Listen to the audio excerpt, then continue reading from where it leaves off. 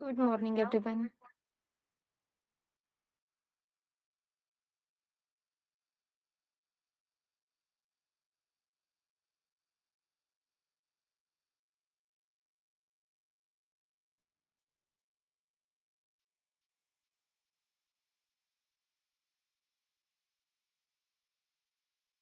कैसी थी कल छुट्टी?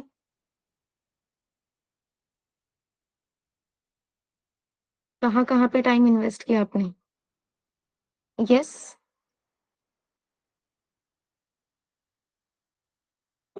रिवीजन कर ली अब तक सब?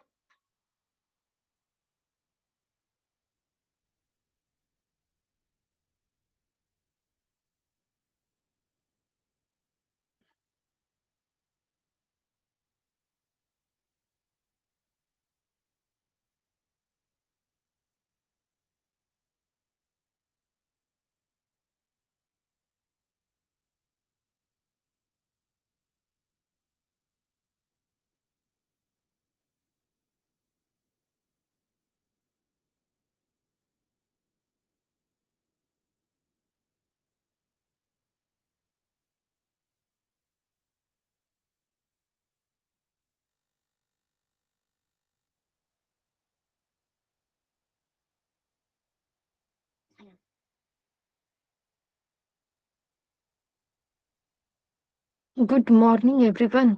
Hello, hello,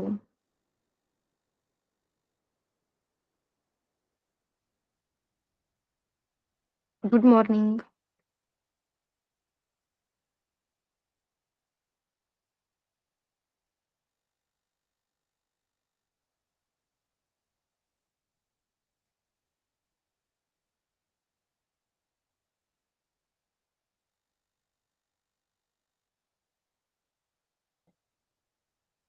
good morning.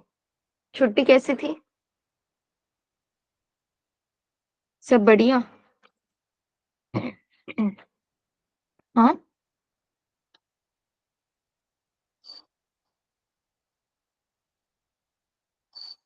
Yes, okay. और रिवीजन में टाइम इन्वेस्ट किया कुछ?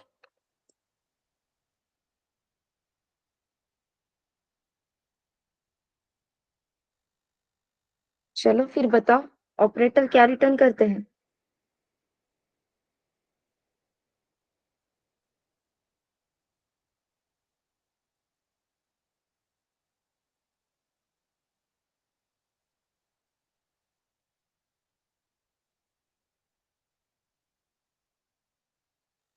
Perfect Umesh. I am talking about all the operators. मैंने स्पेसिफिकली अरिथमेटिक ऑपरेटर के बारे में पूछा था क्या? Every operator returns something. Then arithmetic operator returns what?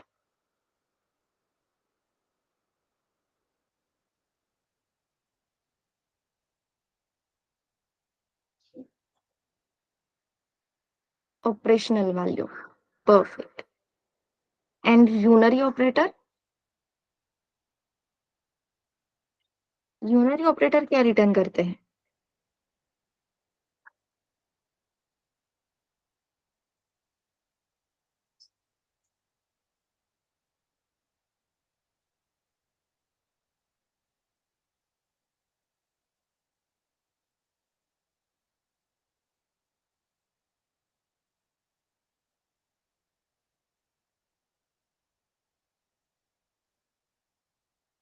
Integer value. Okay. 0, 1. Fine. I'm talking about arithmetic operators. Huh? Arithmetic operators 0, 1 में sorry. I'm talking about unary operators. Unary operators 0, 1 में answer देते हैं क्या? Incremented or decremented values. So again, these are the operational values. हम कौन सा operation perform कर रहे हैं उसके बेसिस पे हमें आंसर मिल रहा है। तो हमेशा ध्यान में रखना, जैसे अरिथमेटिक ऑपरेटर्स आपको ऑपरेशनल वैल्यूज रिटर्न करते हैं, सिमिलरली आपके यूनरी ऑपरेटर्स भी आपको क्या कौन से टाइप की वैल्यू रिटर्न करेंगे? Operational value. इंक्रीमेंटेड ऑपरेशन है तो +1 होके मिलेगा, डिक्रीमेंटेड ऑपरेशन है तो -1 होके मिलेगा। Okay, fine. Then logical operators जो है वो आपको क्या रिटर्न करते हैं?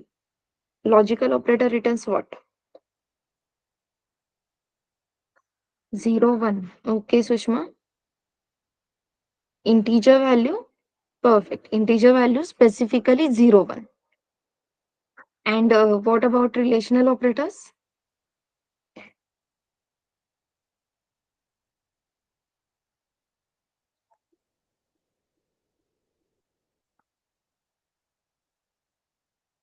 वो भी इंटीजर वैल्यूज ही रिटर्न करते हैं।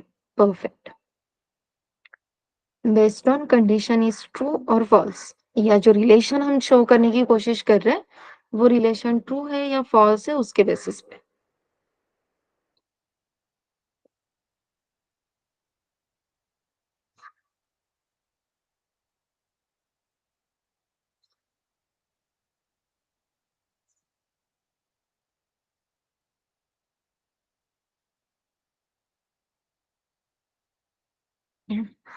Late us start.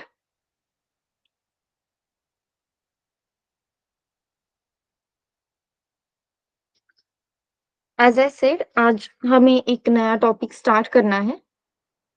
जिस बेस तो अपना क्लियर हो गया, उसके बेसिस पे चलो। सबको लीप ईयर पता है? Yes everyone, everyone knows the leap year.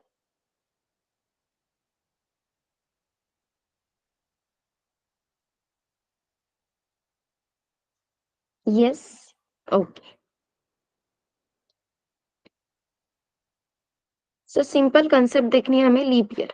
हमें चेक करना है कोई भी ईयर, ओके, कोई भी ईयर हमें मिलता है या एज ए इनपुट दिया जाता है तो चेक करना है वो ईयर लीप है या नहीं।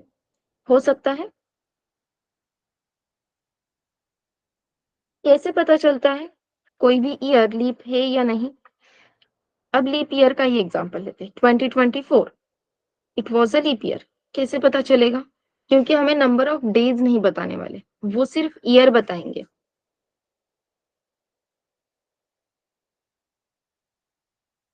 Divide by 4, completely divided by 4। Perfect. कोई भी नंबर 4 से कंप्लीटली डिविजिबल है या नहीं, ये किस बेसिस पे समझ में आता है?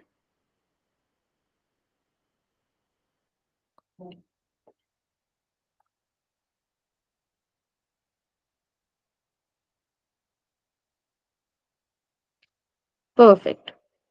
कोई भी नंबर 4 से कंप्लीटली डिविजिबल है, ये हमें कैसे पता चलेगा? रिमाइंडर 0 आना चाहिए। यहां तक सब एग्री करते हो? Yes everyone? यस। तो मेरे पास एक वेरिएबल है ईयर जिसमें वैल्यू स्टोर है 2024, ठीक है।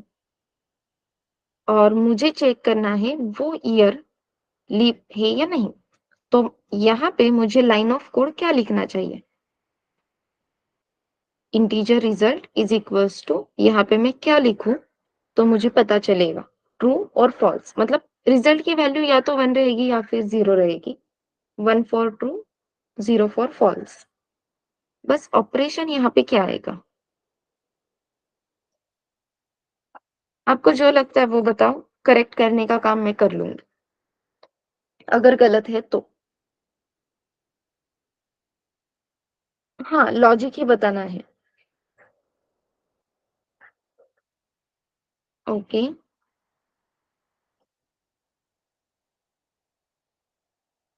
What if Tanaya and Aparna?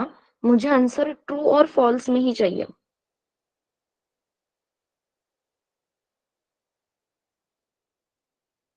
अगर ईयर लीप है तो मुझे आंसर मिलेगा ट्रू, दैट मीन्स 1। अदरवाइज मुझे आंसर मिलेगा 0। तो क्या करना होगा?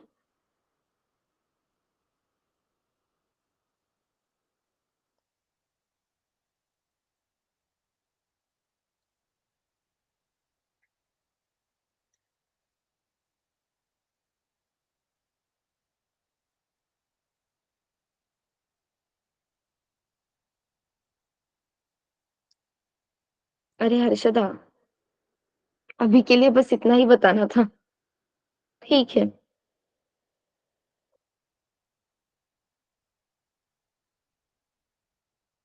पहले रिलेशनल तो यूज करो, लॉजिकल की बहुत दूर की बात रह गई। One step at a time. Year mod 4, इसका रिमाइंडर 0 चाहिए, तो चेक करो ना वो एग्जैक्टली इक्वल्स टू 0 है क्या। अगर रिमाइंडर 0 आता है, ईयर मॉड 4 का आंसर 0 मिलता है, 0 एग्जैक्टली इक्वल्स टू 0, तो आंसर ट्रू रिटर्न हो जाएगा, 1 आ जाएगा। अदरवाइज 0 आ जाएगा। ये समझ में आ रहा है एवरीवन?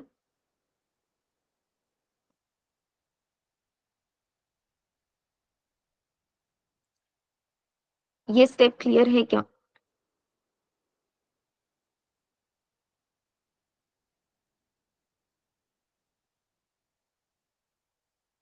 यस। अब फिर हर्षदा ने इतना बड़ा लॉजिक क्यों दिया था? ठीक है, लेट अस सी।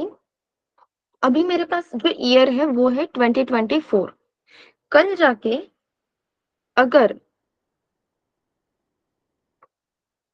मेरे पास ईयर आ जाता है something like 1700, which is century year, right?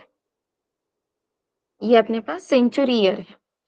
सो 1700, इसे अगर आप 4 से डिवाइड करके देखते हो, let us see 1700 divide by 4, 4 4 जा 16, वी ऑल नो।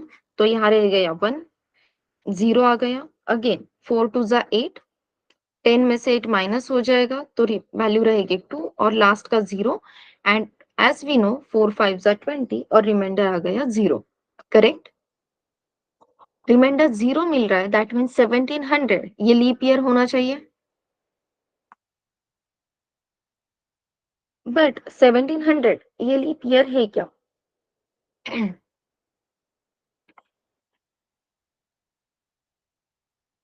क्या लगता है?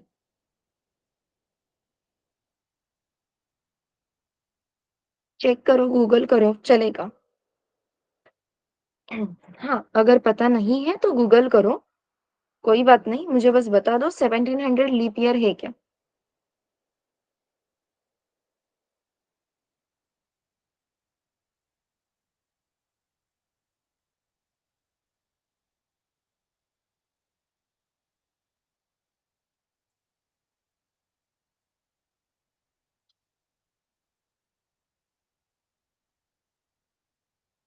एवरीवन, अच्छा ठीक है, चेक कर रहे हैं। ओके, नहीं है। ठीक है। नो। परफेक्ट।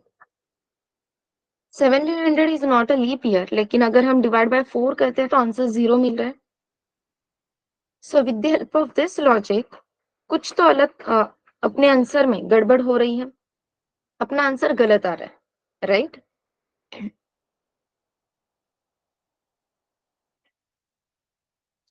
यस। तो इसे सॉल्व करने के लिए हमें ट्रिक क्या बताई गई है? whenever it is a leap whenever it is a century year, what is mean by century year? पता कैसे चलेगा कोई भी ईयर सेंचुरी ईयर है क्या? It will be divisible by 100। Century year है ना, तो सेंचुरी है तो 100 से मल्टी डिवाइड होने ही वाला है। तो जो भी ईयर आपके 100 से डिविजिबल होते हैं ना, उन्हें हम क्या करते हैं, 400 से डिवाइड करते हैं। That means whenever it is a century year, divide it by 400.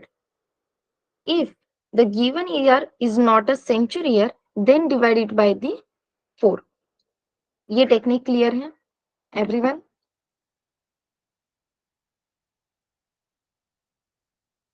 So whenever it is a sorry, whenever it is a century year,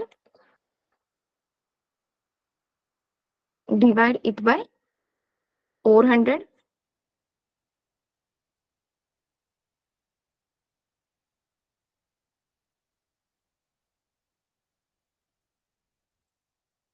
Otherwise और यहाँ पे फिर से अलग से सेंटेंस लिखो, whenever it is not a century year,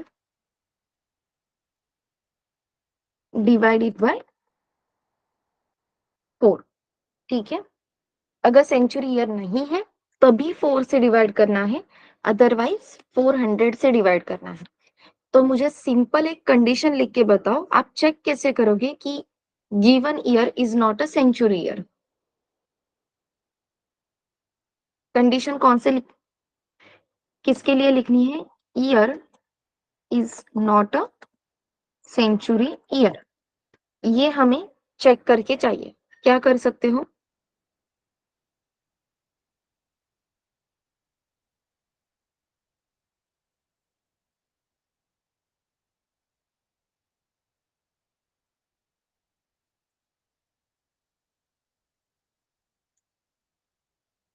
given year is not a century year, बस इतना ही हमें प्रूव करना है। कैसे करोगे?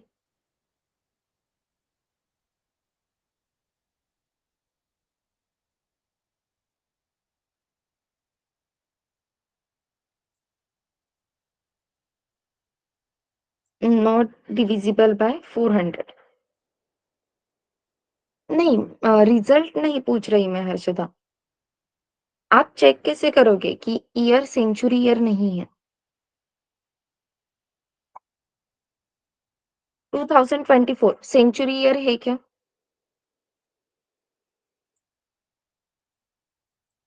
ईयर की वैल्यू है 2024, ये सेंचुरी ईयर है क्या? No.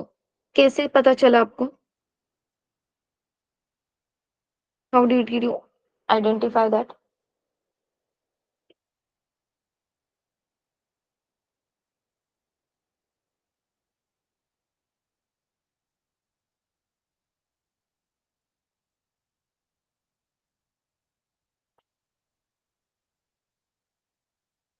Not divisible by 100। Perfect. तो यही कंडीशन जो अभी आप बोल रहे हो वो कोड में कैसे लिखोगे? Simple, year mod 100 is not equals to क्या चाहिए? 0। अगर ईयर मॉड 100 करने के बाद या ईयर को 100 से डिवाइड करने के बाद जो रिमाइंडर आ रहा है वो रिमाइंडर नॉट इक्वल्स टू 0 है, that means we prove that year is not a century year. Correct है?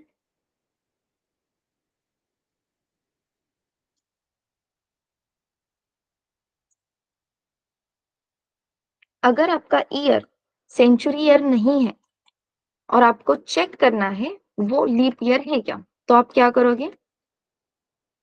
Year mod 4 exactly equals to 0, right? ये दो कंडीशन अभी हमने देखे। बस मुझे बताओ इन दोनों कंडीशन में रिलेशन क्या होगा? यहाँ पे एक ऑपरेटर लगेगा। हम एसएससी एक ही लाइन में दो ऑपरेशंस तो नहीं कर सकते ना, तो इन दोनों के लिए कनेक्टिविटी देने के लिए ऑपरेटर कौन सा लगेगा? क्या लगता है? एंड और ओके। जब भी ऐसा डायलेमा रहता है हमें चेक करना है, जो सेंटेंस आपने लिखा है वही सेंटेंस लिखो। क्या लिखा आपने? Whenever it is not a century year.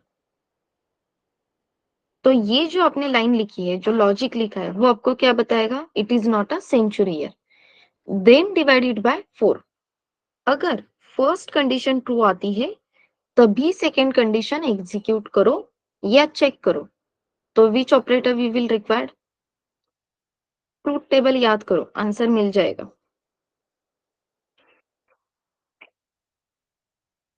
And operator. Perfect. So here we required and operator. और एंड ऑपरेटर की खासियत क्या है? दोनों कंडीशंस अगर ट्रू है तभी आंसर ट्रू मिलेगा, अदरवाइज आंसर फॉल्स रहेगा, राइट? तो ये हो गई अपनी एक कंडीशन जो अपनी फर्स्ट लाइन रिप्रेजेंट कर रही है, right? Sorry, second line represent कर रही है। If year is not a century year then divided by 4, इस लाइन को रिप्रेजेंट करने का काम कर रही है। सिमिलरली जो फर्स्ट लाइन है, whenever it is a century year divided by 400, इसे आप कैसे रिप्रेजेंट करोगे?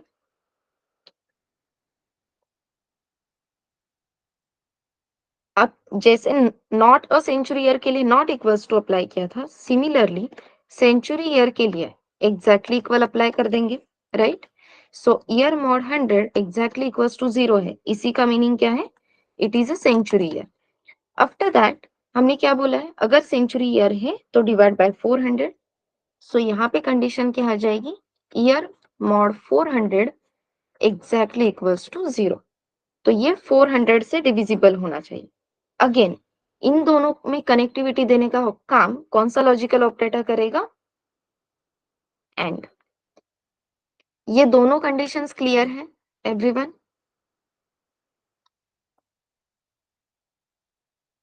यस।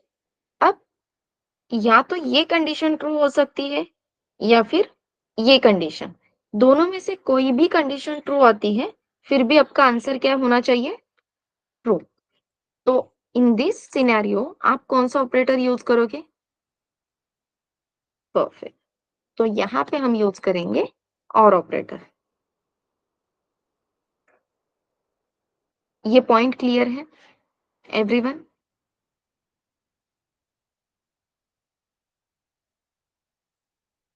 लेकिन एज अ प्रोग्रामर, ठीक है, एज अ प्रोग्रामर हमें ऐसे रीराइटिंग करना चाहिए जैसे कि पहले आपने चेक किया था ना, ईयर सेंचुरी ईयर है या नहीं, तो फिर से वही काम करने की जरूरत है क्या?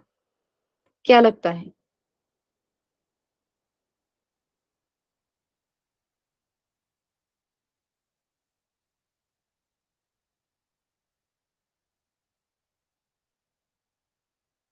आप बताओ, आपको क्या लगता है? आपने पहले ही चेक किया था, year is not a century year, तो फिर से ईयर सेंचुरी है क्या, वो चेक करने की जरूरत है क्या? चेक करेंगे तो कुछ कुछ भी प्रॉब्लम होगी क्या? फिर से चेक करते हैं तो कुछ भी प्रॉब्लम होगी क्या? कोड का आंसर गलत आएगा क्या? क्या लगता है? नो। फिर से लिखते हैं तो कोई भी प्रॉब्लम नहीं होने वाली। तो अभी के लिए आपने रीराइटिंग किया तो चलेगा, कोई भी प्रॉब्लम नहीं है इसमें, ठीक है। लेकिन धीरे धीरे फ्लो समझना स्टार्ट करना है। वो कैसे? सिंपल देखो, मैंने यहाँ पे ईयर लिया, अगेन 1700 जो लीप ईयर नहीं था, ठीक है। तो मैंने चेक किया 1700 मॉड 100, तो obviously 1700 is a leap year, तो आपको आंसर क्या मिलेगा इस ऑपरेशन से? 0। 0 not equals to 0, condition true है क्या? 0 is not equals to 0, condition true है क्या? नो। अगर फर्स्ट इनपुट का आंसर आपको फॉल्स मिलता है तो एंड ऑपरेटर के साथ हम सेकेंड कंडीशन चेक करते हैं क्या? नहीं। परफेक्ट। और ये सब क्यों हुआ? क्योंकि अपने पास जो ईयर था वो सेंचुरी था, तो आपको पहले ही वैलिडेशन मिल गया, it is a century year, और इसीलिए आप नेक्स्ट ऑपरेशन परफॉर्म करने के लिए जाओगे जो आपने और के बाद लिखा है, करेक्ट? क्योंकि जो भी सेंचुरी ईयर्स है उन्हें फर्स्ट कंडीशन में एंट्री है क्या? फर्स्ट इनपुट में सेंचुरी ईयर्स को एंट्री है क्या? नो। अगर फर्स्ट कंडीशन ने एंट्री नहीं दी और ऑपरेटर है तो सेकंड कंडीशन उसे एंट्री देगा, राइट? परफेक्ट। और इसीलिए हमें फिर से year mod 100 exactly equals to 0 है क्या ये चेक करने की जरूरत ही नहीं, क्योंकि सेंचुरी ईयर है इसीलिए वो अपने पास आया था। तो हम simply directly year mod 400 exactly equals to 0 है क्या ये चेक कर सकते हैं।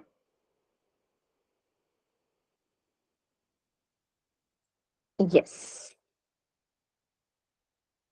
ये क्लियर है एवरीवन?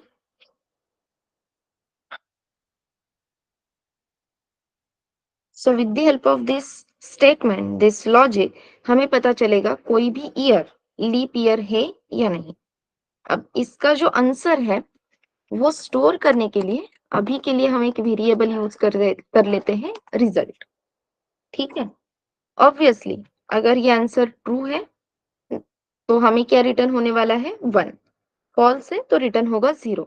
ये हमें फिक्स कैसे पता है, क्योंकि हम ऑपरेटर कौन सा यूज कर रहे हैं, लॉजिकल, और हमें पता है लॉजिकल ऑपरेटर या तो 0 रिटर्न करता है या फिर 1 रिटर्न करता है। करेक्ट है। अब आपको यूजर को फाइनल आंसर बताना है। Given year is leap year, given year is not a leap year. ठीक है, दैट मीन्स आपको डिसीजन लेना है। यहाँ पे अगर हम खुद होते तो अपने पास वो डिसीजन पावर है, वो डिसीजन कैपेसिटी है, लेकिन डिसीजन कौन से बेसिस पे लेना है ये आपके मशीन को पता है क्या?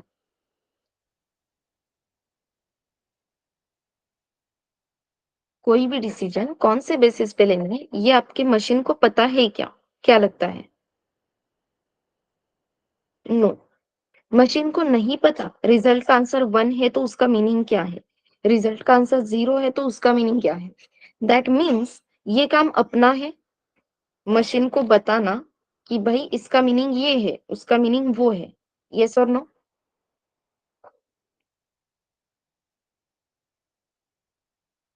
तो अब ये जो मशीन को डिसीजन पावर देना, ये जो अपना काम है, या डिसीजन हमें कोई भी एक डिसीजन, फर्म डिसीजन बनाना है, ये जो अपनी सिचुएशन है, ये जो अपनी कंडीशन है, it is done by if else. Okay, so here we are starting with new concept which is known as if else. तो if else क्या है? If else, it is a decision making statement. इसी की जरूरत थी, firm decision चाहिए था हमें, राइट? ये पावर आपके मशीन के पास नहीं थी, तो यही पावर आपको आपके मशीन को देनी है। उसे बताना है कौन से सिचुएशन में ट्रू रिजल्ट देना है, कौन से सिचुएशन में फॉल्स रिजल्ट देना है। For that we require if else which is nothing but the decision making statement. ठीक है, हमेशा इफ एल्स के बारे में एक चीज हमेशा ध्यान में रखनी है, that is it is not a loop. If else ये डिसीजन मेकिंग स्टेटमेंट है, ये लूप नहीं है। तो घूम फिर के फिर से कंडीशन चेक करेंगे वगैरह, ऐसे नहीं होने वाला। एक बार कंडीशन चेक करेगा, उसके ऊपर फर्म डिसीजन देगा, आगे चला जाएगा। ठीक है, वो कोर्ट में अपील की हुई केस नहीं है जिसका हियरिंग बार बार होता ही रहता है, कभी खत्म ही नहीं होता, डेट्स पे डेट। तो वो हर बार डिसीजन देते हैं, हर बार डिसीजन चेंज करते हैं। अपनी सिस्टम वैसी होनी चाहिए क्या? आप बताओ आपको क्या चाहिए? यस, आपकी मशीन वैसे काम करेगी तो चलेगा क्या एवरीवन? हाँ, चलता है तो चलने दो, लेकिन नहीं, हम ये जो if else है वो एक ही बार कंडीशन चेक करेगा, उसके बेसिस पे रिजल्ट देगा। हाँ, आपको फिर से चेक करनी है कोई कंडीशन तो हम फिर से अपील करेंगे, दैट मीन्स हम फिर से if else लिखेंगे। Is it clear everyone? So let us see the syntax पे ध्यान दो। Fine, to use if else we will require if keyword. सारे कीवर्ड्स लिखे हैं, total 32। So using that if keyword, we are going to give condition. So if opening round bracket, then condition, and then closing round bracket. This is nothing but if condition. Fine. If condition, यहाँ पे if keyword mention करना है, opening closing round brackets देने हैं, और round brackets के अंदर आपको जो भी कंडीशन लिखनी है वो कंडीशन आपको वहां पे देनी है। ठीक है, after that opening closing brackets, और इन ओपनिंग क्लोजिंग ब्रैकेट्स के अंदर आपको बताना है क्या करना है। So do this, do that. जो आपको टास्क बताने हैं, अगर कंडीशन ट्रू आती है तो वो सारे टास्क कहाँ पे रहेंगे? इस इफ ब्लॉक में। This is known as if block. जैसे ही ओपनिंग क्लोजिंग ब्रैकेट आते हैं, it will create a block. Fine.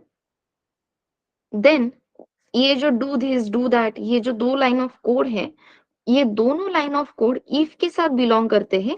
ये बताने का काम भी कौन करता है? ये ओपनिंग क्लोजिंग कर्ली ब्रैकेट्स। क्यों? क्योंकि इनका मेन टास्क है इन दोनों सेंटेंसेस को, ये मल्टीपल लाइंस ऑफ कोड जो भी आप लिखोगे उन्हें एक दूसरे के साथ बाइंड करने का। सीक्वेंस सेम रहेगा, लेकिन वो एक दूसरे के साथ बाइंडेड रहेंगे, और वो बताएगा कि ये दोनों लाइंस एक दूसरे के साथ बाइंडेड है और वो किससे बिलोंग करते हैं? इफ कंडीशन से। ठीक है। And ये कंप्लीट होने के बाद अपना second keyword, that is nothing but else, यहाँ पे हम यूज करेंगे else. And again else part में आपको जो भी टास्क परफॉर्म करने हैं, डू दिस, डू दैट, वो बताएंगे। And closing curly bracket. So this is the syntax of if else. अब ये वर्क कैसे होता है इज द मोर इंटरेस्टिंग। तो इफ में दी हुई कंडीशन आपकी अगर ट्रू है, फाइन, इफ की कंडीशन ट्रू है तो ऑब्वियसली कौन सा ब्लॉक एग्जीक्यूट होगा? इफ ब्लॉक एग्जीक्यूट होगा। ठीक है। इफ की कंडीशन अगर ट्रू है तो आपका इफ ब्लॉक एग्जीक्यूट होगा। इफ की कंडीशन अगर फॉल्स है तो एल्स ब्लॉक एग्जीक्यूट होगा। Is it clear everyone? Syntax देखो और मुझे बताओ सिंटैक्स क्लियर है क्या?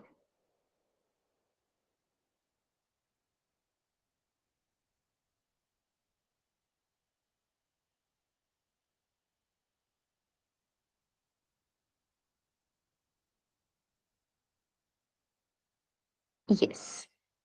अब यहाँ पे हमने लिखा है कंडीशन।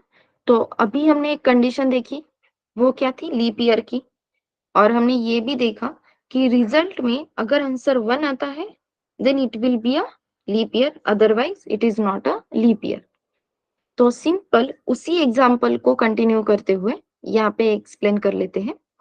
सो इफ रिजल्ट क्या होना चाहिए? 1, right? So result exactly equals to 1 है क्या? कंडीशन क्लियर है?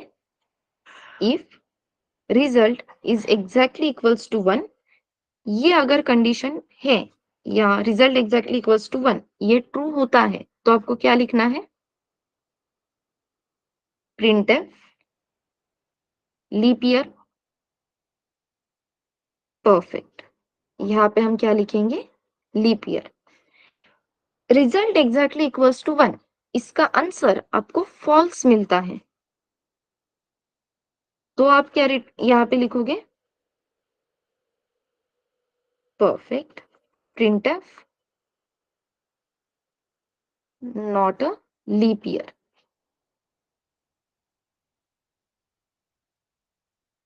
अब डिसीजन तो मिल जाएगा, लेकिन कौन से बेसिस पे? आपके जो ये रिलेशनल ऑपरेटर्स है एग्जैक्टली इक्वल्स टू, ये कौन सी वैल्यू रिटर्न करते हैं? Which type of value it returns?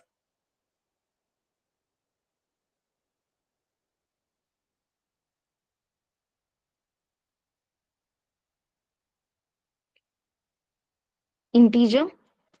Perfect. 1 और 0। So basically it returns integer value. तो जब यहाँ पे कंडीशन चेक हो गई थी रिजल्ट एग्जैक्टली इक्वल्स टू 1 है क्या, उस टाइम भी इसने इंटीजर वैल्यू ही रिटर्न की होगी।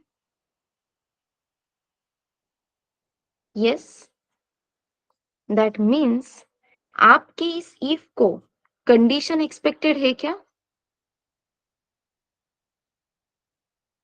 नो, आपके इफ को एक्सपेक्टेड क्या है? Integer value.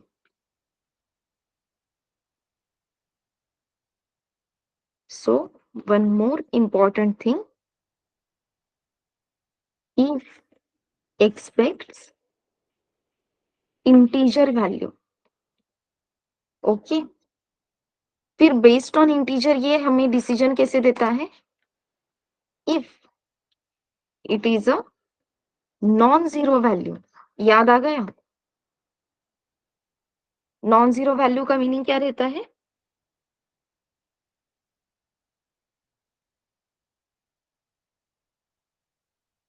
Non zero values का मीनिंग क्या होता है? परफेक्ट। तो कोई भी नॉन जीरो वैल्यू मिलती है तो उसे आप कैसे इंटरप्रेट करोगे? We will interpret them as a true, right? If it is a zero तो आप कैसे रिप्रेजेंट करोगे उसे, इंटरप्रेट करोगे as a false. That means यहाँ पे जो हमने लिखा है इफ और कंडीशन, तो यहाँ पे कंडीशन भी दे रहे हैं लॉजिकल ऑपरेटर, रिलेशनल ऑपरेटर की हेल्प से, फिर भी अल्टीमेटली क्या मिलने वाला है? इंटीजर वैल्यू ही। और वो इंटीजर वैल्यू 1 मतलब नॉन जीरो है, तो उसका मीनिंग क्या रहेगा? ट्रू। वो इंटीजर वैल्यू 0 मतलब फॉल्स। और अगर आपके इफ में कोई भी जीरो वैल्यू, कभी भी जीरो वैल्यू आती है तो इसका मीनिंग क्या रहेगा? फॉल्स। तो आप बाय डिफॉल्ट एल्स ब्लॉक को विजिट करोगे और एल्स ब्लॉक एग्जीक्यूट होगा। अगर इफ में आपके पास कंडीशन चेक करने के बाद नॉन जीरो वैल्यू मिलती है, दैट मीन्स ट्रू वैल्यू मिलती है, तभी आपका इफ ब्लॉक एग्जीक्यूट होगा। कब इफ एग्जीक्यूट होगा, कब एल्स एग्जीक्यूट होगा, ये क्लियर है?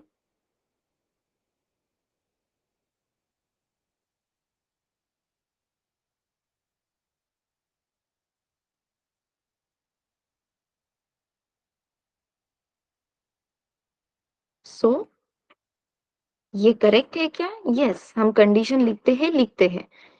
कंडीशन के लिए जो ऑपरेटर्स यूज करते हैं वो पहले क्यों देखे हमने? क्योंकि ये चीज अपने लिए इंपॉर्टेंट है।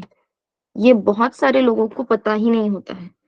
और फिर कंपनी के एप्टी में कुछ तो ऐसे दिया जाता है 10+15। तो ये तो कंडीशन चेकिंग है क्या? Is it a condition checking? क्या लगता है? अपने लिए कंडीशन चेकिंग मतलब क्या होता है? रिलेशनल ऑपरेटर या फिर लॉजिकल ऑपरेटर, इनकी हेल्प से ही कंडीशंस चेक कर सकते हैं। ये अपने दिमाग में फिक्स है। और एप्टी में अगर 10+15 ऐसे दिखता है तो हम कंपाइलेशन एरर लिख के आते हैं। बट अब हमें पता है कि भाई इफ को एक्सपेक्टेड क्या है? इफ को एक्सपेक्टेड इंटीजर वैल्यू ही है। तो अगर कोई भी यहाँ आके arithmetic operator, unary operators use करके कोई स्टेटमेंट लिखता है, फिर भी हमें चेक क्या करना है? आंसर क्या आएगा? और वो आंसर चेक करके इफ ब्लॉक एग्जीक्यूट होगा या एल्स ब्लॉक एग्जीक्यूट होगा, वो डिसाइड होने वाला है। Is it clear everyone?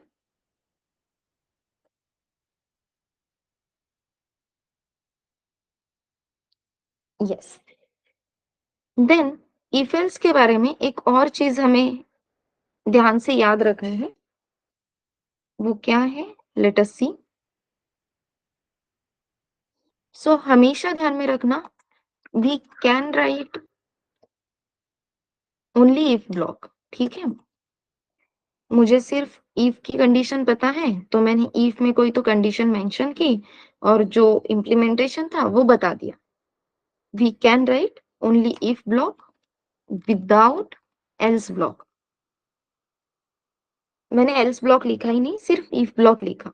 तो ये पॉसिबल है क्या? ये कर सकते हैं क्या? Yes, we can do that. Fine. लेकिन हमेशा ये भी चीज ध्यान में रखना, we can not write only else block.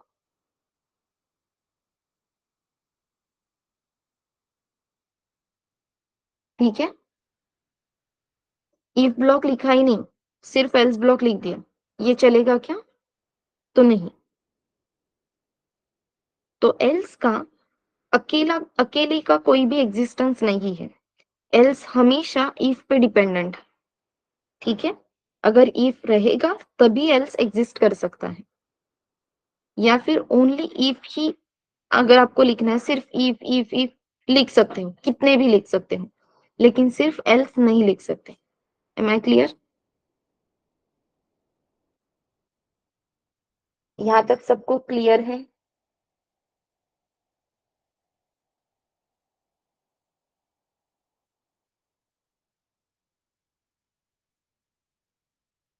Okay, चलो तो एक छोटा सा टेस्ट ले लेते हैं। अभी तक आपको कितनी चीजें क्लियर है उसके बेसिस पे, ठीक है?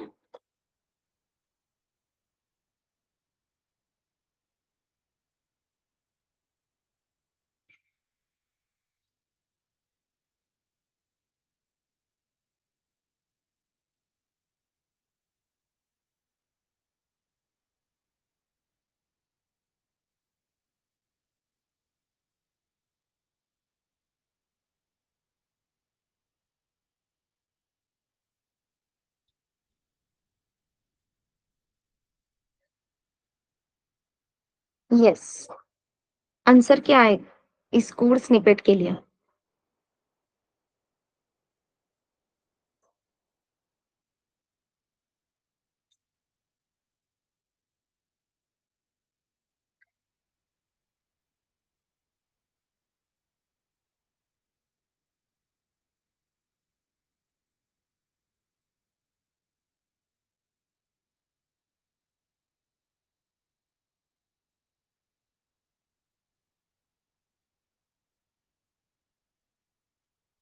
क्यों?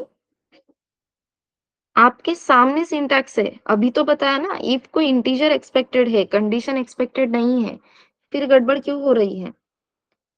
या फिर ध्यान नहीं है?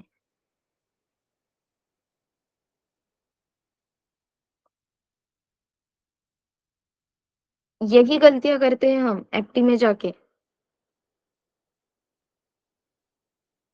परफेक्ट यार।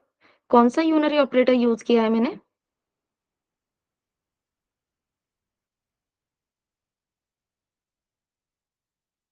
Yes, post increment. Perfect. Post increment क्या करता है?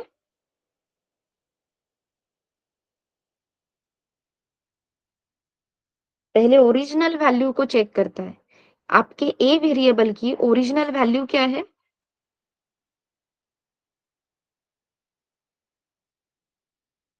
0।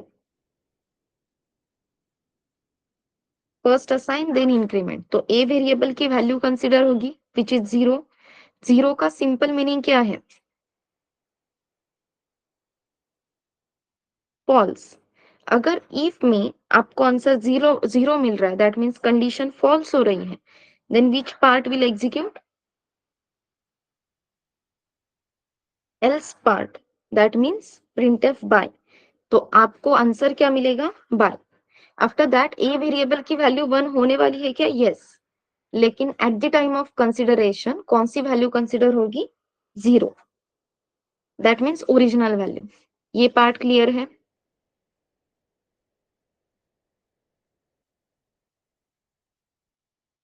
और प्लीज कोई भी ये आंसर नहीं देगा कि इफ में यूनरी ऑपरेटर अलाउड नहीं है, अरिथमेटिक ऑपरेटर अलाउड नहीं है, क्योंकि ये सारे ऑपरेटर्स आपको इंटीजर वैल्यूज रिटर्न करते हैं। और इफ को आप कौन सा ऑपरेटर यूज कर रहे हो इससे लेना देना नहीं है, इफ को इंटीजर वैल्यू से मतलब है। तो ए प्लस प्लस की जगह पे मैं डायरेक्टली 10 भी लिख दूं तो ये मुझे प्रॉब्लम नहीं देगा। 10 is a non zero value. Non zero का एक ही मीनिंग है, ट्रू। तो इफ पार्ट एग्जीक्यूट होगा और हेलो ये आंसर आपको प्रिंट करके मिलेगा। ये सबको क्लियर है क्या एवरीवन?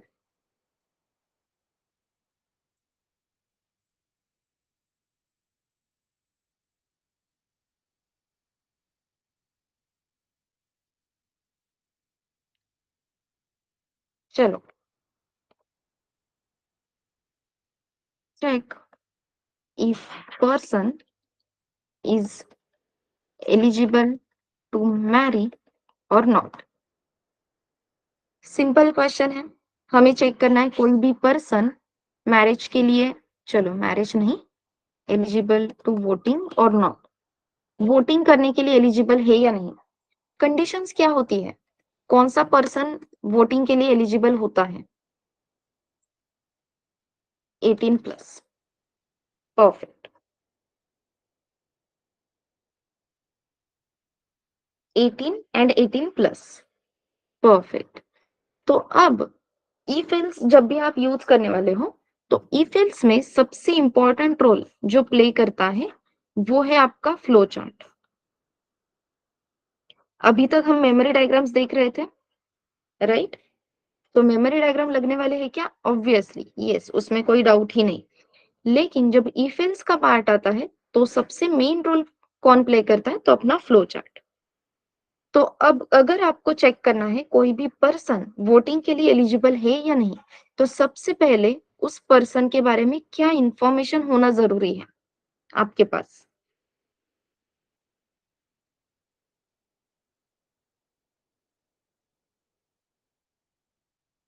एज। परफेक्ट। तो जैसे ही आपका कोड स्टार्ट होता है, आपका कोड स्टार्ट हो गया, इसके बाद सबसे इंपॉर्टेंट काम आप क्या करने वाले हो? Accept age. पर्सन का एज एक्सेप्ट करना, ये आपका मेन टास्क है। चलो, आपको पर्सन का एज मिल भी गया, उसके बाद आप क्या करोगे?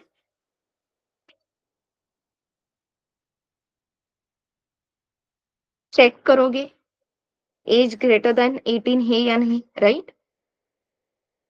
परफेक्ट। सो ये जो इफ की कंडीशन है वो हम इस डायमंड शेप में लिखते हैं। तो आपके पास एज है, आपको क्या चेक करना है? साक्षी, मैंने कोड पूछा था क्या? कोई भी कोड चैट बॉक्स में एंटर नहीं करेगा, ठीक है? ना मेरे सेशन में ना लैब सेशन में। स्क्रीन शेयर करके आप दिखा सकते हो, लेकिन कोई भी चैट बॉक्स में ये ऐसे कोड नहीं सेंड करेगा। सो यस, हमें कंडीशन चेक करनी है एज ग्रेटर देन और इक्वल्स टू 18 है क्या? मतलब सिर्फ ग्रेटर देन 18 होके नहीं चलेगा, एग्जैक्टली इक्वल्स टू 18 है फिर भी वो person eligible to marry, sorry eligible to vote होता ही है। ये करेक्ट है? ये क्लियर है सबको?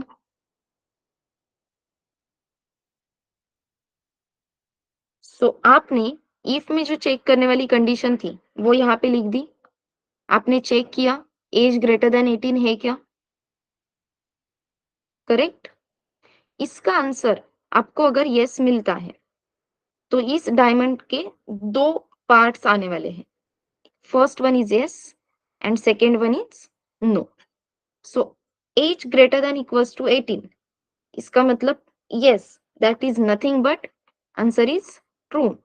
तो आप क्या लिखोगे? We will simply print eligible.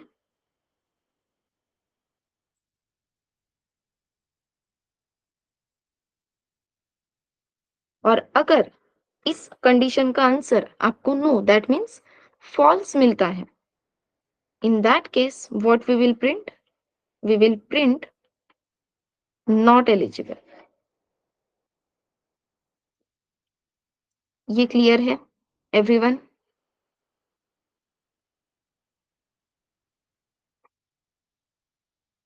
So this is nothing but flow chart. अब ये फ्लो चार्ट हमें कैसे हेल्प करता है? तो अभी साक्षी ने कोड सेंड किया है, तो स्टार्टिंग पॉइंट मीन्स क्या रहेगा अपने लिए? What will be the starting point? Starting point is always void main। तो यहां से हम स्टार्ट करेंगे। परफेक्ट। आफ्टर दैट हमने बताया है एक्सेप्ट एज। एज अभी तो हमें एक्सेप्ट करना पता नहीं है, लेकिन हम असाइन कर सकते हैं if, sorry int age is equals to, यहाँ पे एज दे दिया अभी के लिए 15, ठीक है? देन लेट अस चेक, जो कंडीशन आप इस डायमंड शेप में लिखते हो ना, वही सेम कंडीशन आपके इफ में आने वाली है। सो इफ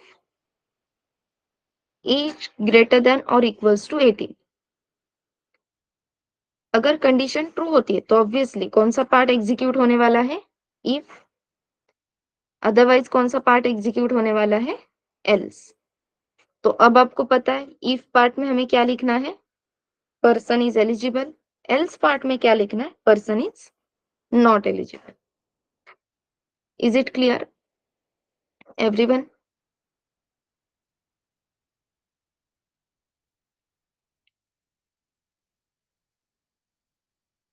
तो इफ एल्स के क्वेश्चन सॉल्व करते टाइम अपने लिए की रोल प्ले करने वाला है ये फ्लो चार्ट। तो आपके हर एक इफ एल्स के क्वेश्चन के लिए फ्लो चार्ट ड्रॉ करना मैंडेटरी है। फाइन, क्लियर है?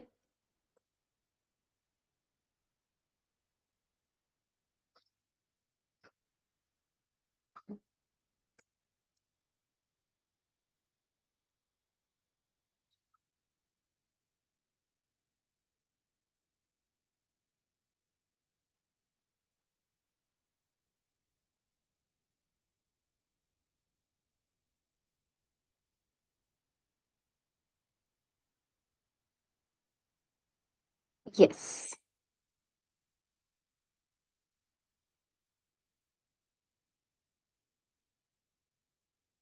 Anyone, any doubt?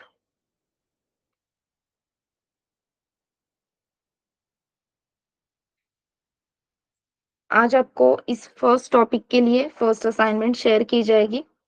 अभी तक के असाइनमेंट्स ओरली आते थे, ओरली बताए जाते थे। आई थिंक असाइनमेंट 0 की पीडीएफ आपको दी थी, लेकिन उसके बाद जो भी टास्क हमने परफॉर्म किए हैं, वो सारे क्वेश्चन आपको ओरली बताए गए थे, लैब सेशन में दिए गए थे, राइट? तो आज अगेन आपको डॉक्यूमेंटेड असाइनमेंट आने वाली है, आएगी फर्स्ट असाइनमेंट, जो ई फेल्स पे स्पेसिफिक रहेगी। आज वो असाइनमेंट कंप्लीट कर लो, then we will go ahead tomorrow with same if else topic, लेकिन नेस्टेड if else करके होता है, मल्टीपल if else ब्लॉक कैसे लिखने हैं एंड ऑल। कुछ if else के रूल्स है, कैसे if else लिखना चाहिए, ब्रैकेट्स क्यों इंपॉर्टेंट है, ये सारी चीजें हम कल देखेंगे। आज बस आप इतना कर लो, if else के साथ कंफर्टेबल हो जाओ, फिर उसके जो एडवांस हम कह सकते हैं कि कुछ अ, क्या फैसिलिटीज है या कुछ डिसएडवांटेज है या कुछ लिमिटेशंस है, वो कल देख लेंगे। ओके?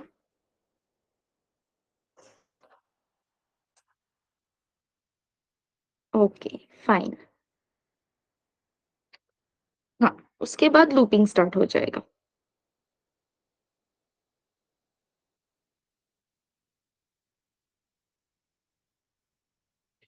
यस, बोलो।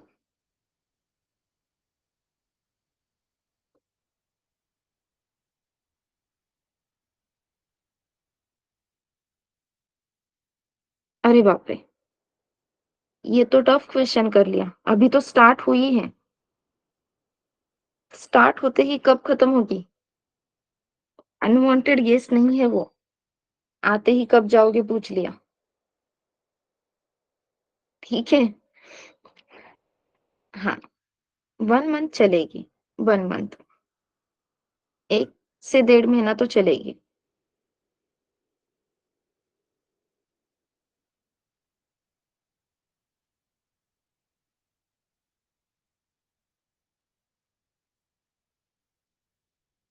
सी करते करते ही थक जाते हो आप लोग, वहीं पे अटक जाते हो कि अरे ये तो आ ही नहीं रहा। फिर अभी इससे भाग के कोर जावा स्टार्ट करके क्या ही मिलेगा? सी समझ में नहीं आता है तो कोर जावा कुछ भी समझ में नहीं आएगा। ठीक है? करेक्ट विशाखा।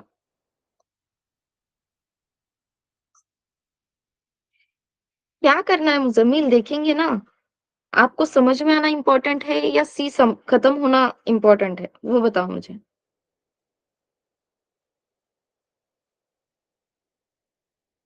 आपको क्या इम्पोर्टेंट लगता है?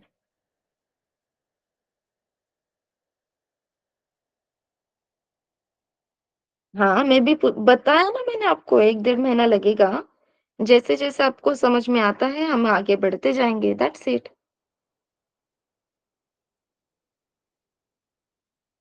ठीक है? अभी तो 15 दिन निकल गए, और 1 महीना लगेगा। और अपना सी खत्म हो जाएगा, ठीक है? यस। आपकी दिवाली से पहले हो जाएगा, डोंट वरी। दिवाली से पहले अपना सी खत्म भी हो जाएगा और अपना प्रोजेक्ट भी कंप्लीट हो जाएगा, ठीक है? एवरीवन, तो अब लेक्चर्स वगैरह मिस नहीं करने हैं, हमें आगे जाना है। यस।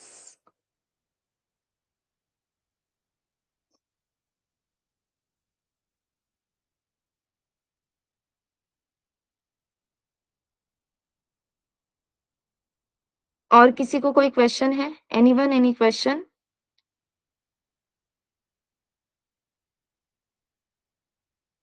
सी के सेशन तो मैं लेने वाली हूँ अपर्णा, आगे का पता नहीं, पता चल जाएगा आपको, ठीक है?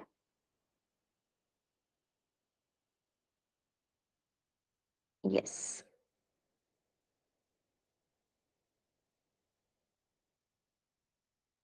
चलो, bye everyone, have a nice day.